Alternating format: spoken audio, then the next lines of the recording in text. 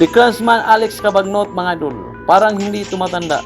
Gumawa pa rin ng double-double performance with 17 points and 10 rebounds para sa team ng Basilan. At tumulong din ang tinaguriang The Spider-Man na si Arwin Santos. Pero Kit Jimenez mga idol, nagpakita ng all-around performance para sa team ng Sarangani. Kaya tara mga idol, ating panoorin ang kanang full game highlights hanggang dulo. Basilan Star Horse versus Sarangani Gripper. Pero bago dyan mga idol, pag-like naman, share at subscribe sa ating channel.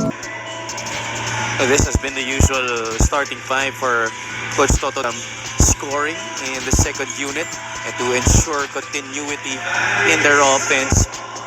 Trusting Charles dahil mas marami na rin sila nakukuhang defensive stops ngayon. And you like how he didn't really shake things up, no? Especially in the offensive end.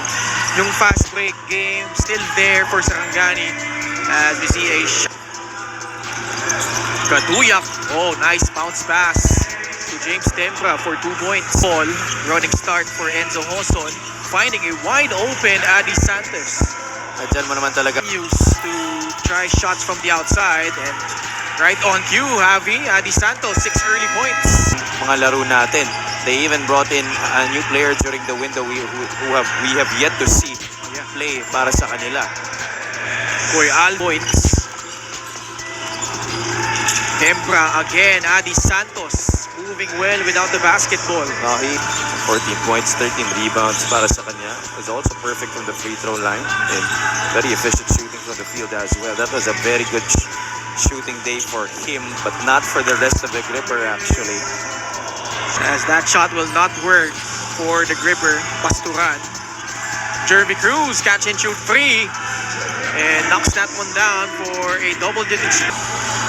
Minute remaining here.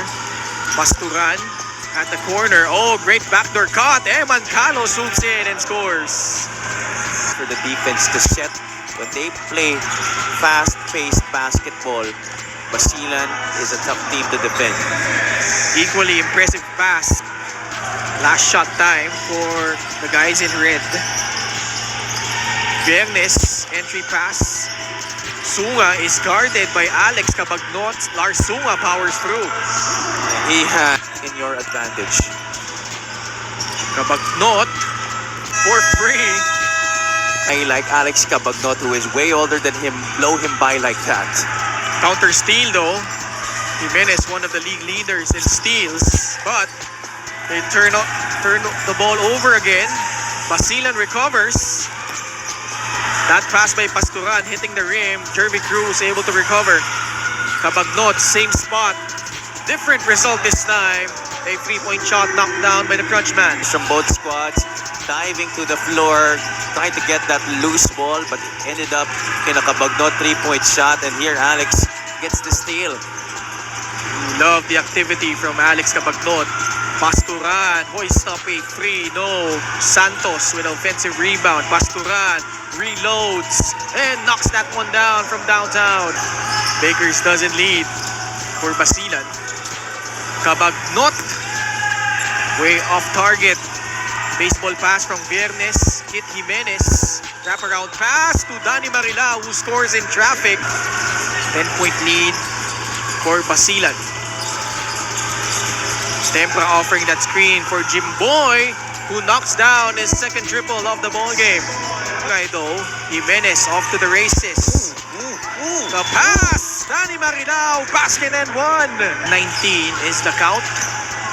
Under 4 minutes left in the second frame. Sa poste na naman, Lars Sunga has been feasting down low. That continues. Adi Santos, tatakbo na naman. Walang kapaguran si Adi Santos. He's a big Marilao. Susugod si Danny Marilao. Off the glass and in. Malakas. Yung tira doon ni Raymar Kaduyak. Mix Pascual will not hesitate and finally buries a 3-point shot. That is the job of the point guard. You have to know who you're running with, what their strengths are, where they can be. Really has always been a great offensive player. As well as this guy, Jervy Cruz. Dalawang tres na rin. This time inside the arc. Pasa ni Jeff Viernes papunta kay Danny Marilao. Now has Stop. Enzo Hoson cuts down the lane. Left-handed layup will not drop.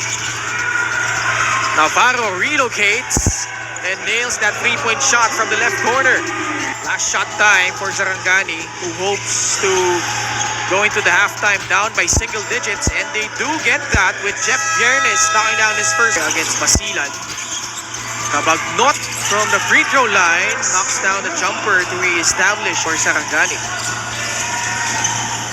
Martin Gozum, right corner triple, just the second free overall para dito sa Sarangani. When he was able to launch that shot, that's a big three-pointer for Sarangani to start the third.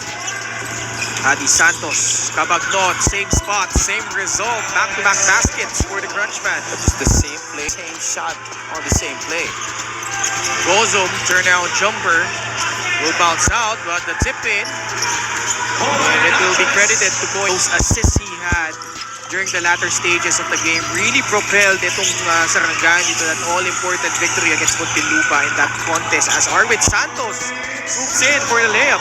Yun naman For I think yung kumpiyansa talaga nung season 4 was really the one that was really telling in him breaking out that particular year as Eman Calo lays it up in 4 seconds sa kanilang shot clock. Kaduyak leaning one way. That shot has not worked so far. Kaduyak gets it back though and finally scores for Basilan. Leaderman is so much more involved here with Basilan. Long 3-point shot from Kit Jimenez. How are they gonna stop this Basilan onslaught? Kabagnot. Oh man, nifty move from Alex. Found his groove the last 3 games, averaging 14.3 points. Meanwhile, James Tempra, the left. Viernes has yet to get it going. Now he goes downhill for the layup. Just a little hit. Dribble.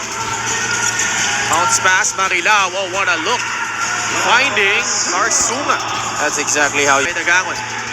Numbers here for the guys in white. Dagangon. Kaduyak, easy 2 points. They're just gonna be 1 game behind those 2 teams. James Tempra using his offhand. Fast break points here in the second half para dito sa Star Horse. Leaning in was Larsuma. Gab Dagangon na libre, just a slight opening enough for him to cash in from the outside. They zoned up talking about Sarangani and right away Coach Rich Alvarez calling that play call for the zone. But Larsunga, 67-55. Ganda nung hanap ni Jervy Cruz. no back. Michael Alvarez eh. Last shot time for Sarangani. Larsunga. Backdoor cut by Mix Pascual, who will go back outside. Pick Sacramento, muntik ng matapik. And James Tempra stripping him off. Larsuma now. Breaks down the defense of Jervy Cruz and scored. Dagangon still gets inside the paint and scores. Spot on dun sa laro na yon, and for me that's exactly what happened. And that was the lowest output Basilan had this season, only 54 points. That's why for all you young players out there, the style points, they don't really matter. Alex Kabagnot worries a matchup against Charles Caliano. Alex, oh the cut, another block Alves, but John Mahari relentless. Elite Nueva Ecija squad. Kabagnot, Santos din sa ilalim. That was Adi with a This afternoon, we haven't seen this in a while. circa 2005. Way better, especially compared to when he was playing for Pampanga last year. Yeah. Jeff Viernes will lay it up for 2 points. Jeff with Sebas, Pasturan getting past Charles Caliano. Pull up will not drop. Kabagnot got blocked by Kit Jimenez. Kit to Caliano for 2 more points. Bas kay Pasturan. Dagangon. Alex, will that shot count? Marilao and Barasi.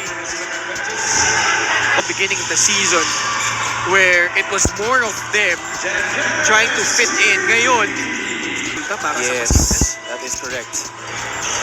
Jeff Viernes finally nails his first 3-point shot, but big game against Muntinlupa. And that could have certain implications here in the South Division, Javi. Yeah, that's why it's gonna be interesting to see how these games pan out for Jimenez escaping the defense of Raymar Caduyak. And Basilan, after a tough week wherein they had that loss against Bacolod